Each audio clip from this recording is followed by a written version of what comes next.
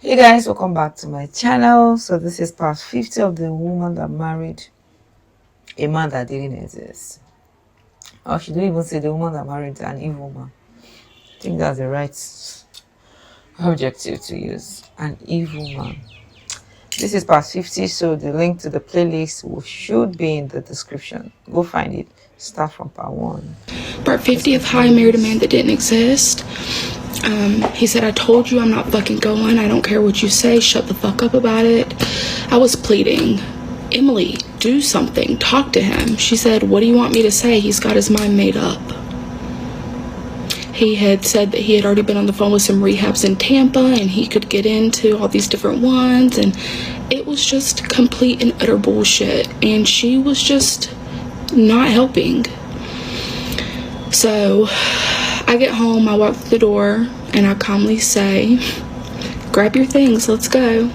I was trying, you guys. I was upset, I was mad, I was frustrated. I could have roundhouse kicked this man to his head. But I still, whether we were together or not, needed him, wanted him to find healing, to find sobriety. For the daughters, they deserve a sober dad, regardless of how I feel about him.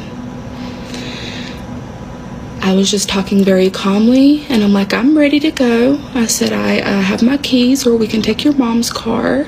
Like, just go grab what you need, and we'll go ahead and go. I already told you I'm not going. Get the fuck out of my face, or I swear to God. So I argued with him about Tampa.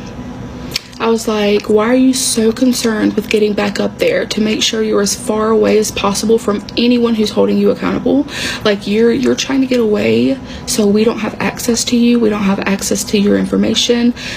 You're just running. So the fight got really bad. It was one of the worst ones we ever had. And if I remember correctly, Emily was just there, and the only thing she would say is like, guys, the kids are here, like, calm down. I went in after I had tried to be kind and compassionate and calm, and still offered to take his ass over there. I remember telling him he was such a fucking liar.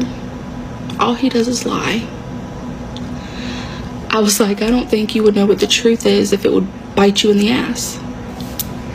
His response, I don't give a fuck.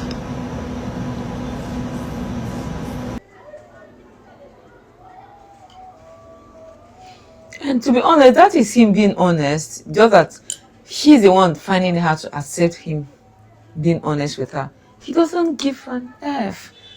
He doesn't. And it just so hard for her to wrap her head around it, that this man that used to shower me with words, not action, let's be honest. This man that used to shower me with words, I want him to be real. I want him to be that lovely man. I absolutely snapped in this moment. All of the anger, frustration, pain bubbled up in my throat. I couldn't stop it. I looked at him. I was very close to him too. He was sitting down on the couch, per usual. I'm standing close. Why wait? If you want to go to Tampa so bad, get your shit and get the fuck out right now. Get the fuck out of here. I don't want you here. You and I are done. He, of course, argued back. I don't remember what he said. When I get to that point, my ears shut off. I don't hear anything else you say. So I went into my room for the rest of the night. I was done, literally. I cannot fight this battle.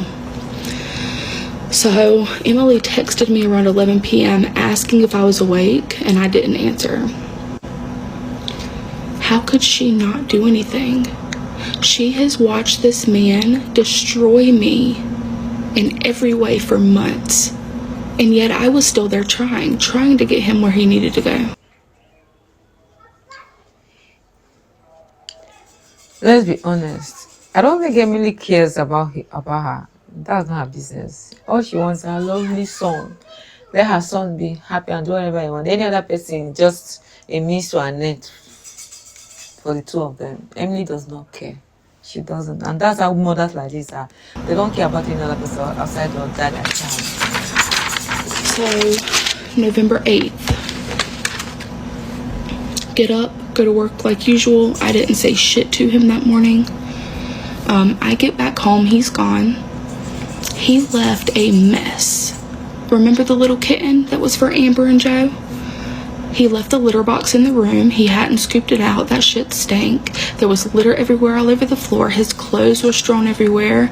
And there were empty beer cans littering my room. I texted Emily and she said, what the fuck? I told him to clean that shit up. I guess he didn't.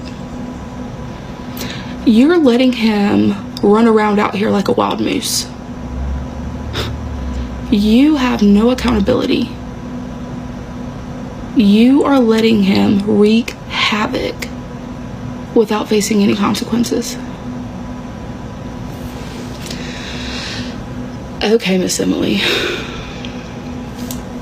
November 10th. I hadn't talked to him. At this point, we had no communication. So this was a Sunday, if I'm not mistaken. Maybe a Saturday, I don't fucking know. I booked Emily and I massages. My body had been tense and aching for months. And after this whole incident, I was so stressed out, I needed to go get a massage. And I thought it'd be nice for us to go together. Remind you that I still had a great relationship with her, and I can speak out of anger looking back now because I saw the things that she did, the things that she didn't do, the manipulation from her end. That is another thing that I did not see in that moment. So the last couple of days she had been acting really funny on the phone. Like, she was acting really secretive. Whenever she'd get a phone call from him, she would go to her room, she'd step outside, and that's not something that she ever really did. So on the way to the massage place, we were in her car, she was driving, she got a phone call from him, and she made sure to tell him that I was in the car too. I heard him say something about a hospital. Then she said, okay, well, let me know what happens. So of course I asked, what's going on? She said that they were taking Amber to the ER. And I said, why was Rob going? Why was he talking to you about it? Like, what? I said, if Joe was her husband and Joe was going, why the fuck is Rob third wheeling to the hospital? I said, that doesn't make any sense. I said, where is Joe? Where is her husband at?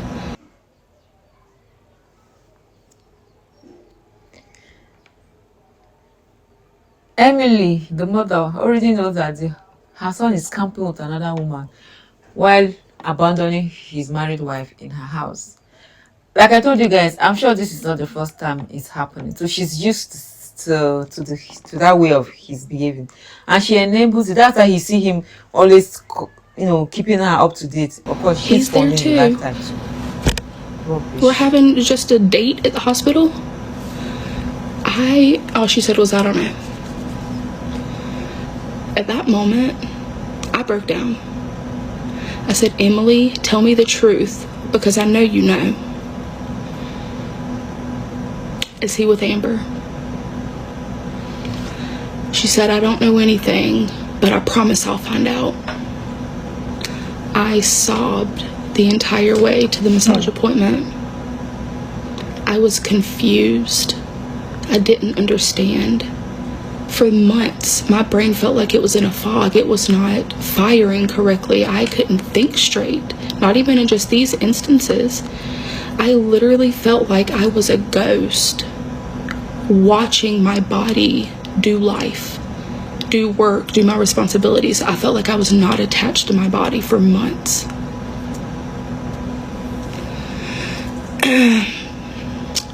We're gonna stop here, and we're